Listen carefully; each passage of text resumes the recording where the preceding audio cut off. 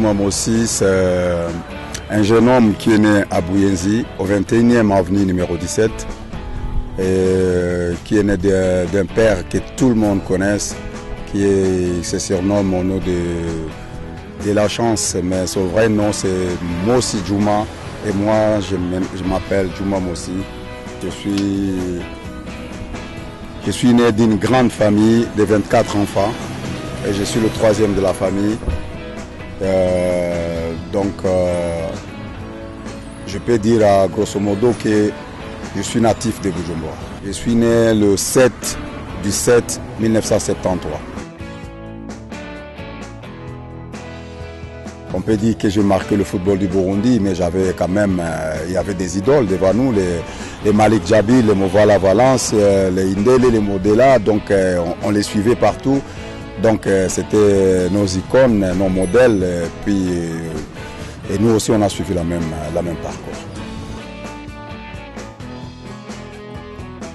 À 89, c'est le moment que l'entraîneur Rachid Cheradi, qui a pris la direction de l'équipe Vitalo, automatiquement, lui, il était focalisé pour le football de jeunes.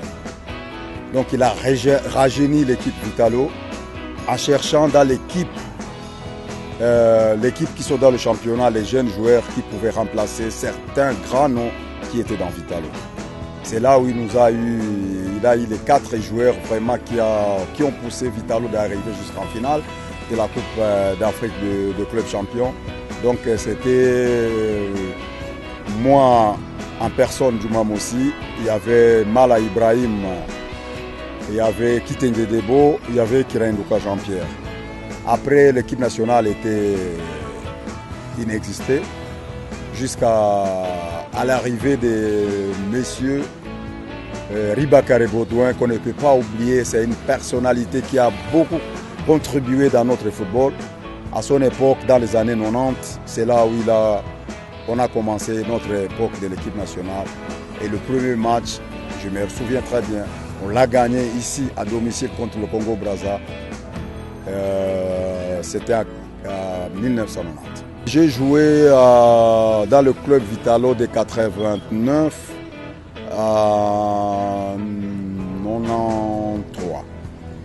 En 1993, c'est là où on est parti jouer le match de barrage de l'équipe nationale contre la Guinée au Gabon, la photo que je vous ai montrée. Et dès que je suis parti au Gabon, après ce match, c'était après l'assassinat du premier président élu démocratiquement, son Excellence Melchior Ndadaye. C'est le même moment qu'il a été assassiné qu'on est parti jouer au Gabon. Et je suis resté au Gabon et que j'ai eu un contrat de 4 ans au Gabon, avec les FC 105 du Gabon. Dans le foot, il y a toujours une chance qui vous suit derrière si vous avez le talent. Je me souviens quand on a joué le match aller contre la Guinée en Guinée, il y a un Belge qui s'appelle M. Dirk Hill, c'était mon manager, qui m'a poursuivi toute ma carrière. Et en 1998, c'est là où il m'a pris du Gabon pour les FC Malines en Belgique.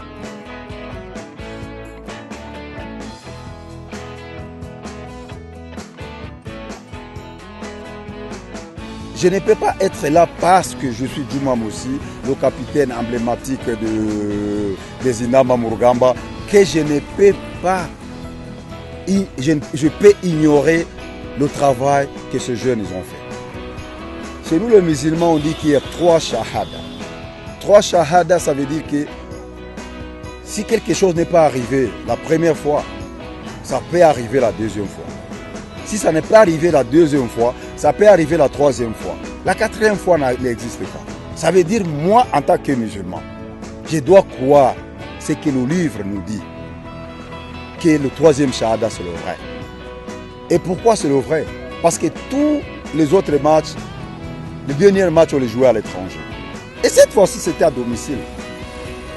Comment on ne pouvait pas passer ce match?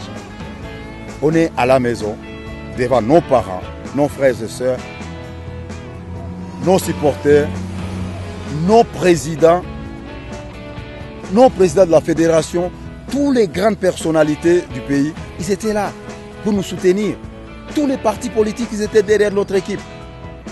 Sans distinction, soit disant que moi je suis CNDD, Iprona ou Rades, je ne sais pas, machin. Non, on était tous ensemble, que ce soit Tutsi, toi, Congolais, Ivoiriens, tout le monde, on était derrière le Burundi.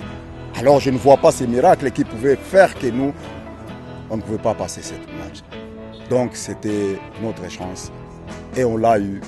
Pour moi, c'était la dernière porte à franchir dans ma carrière.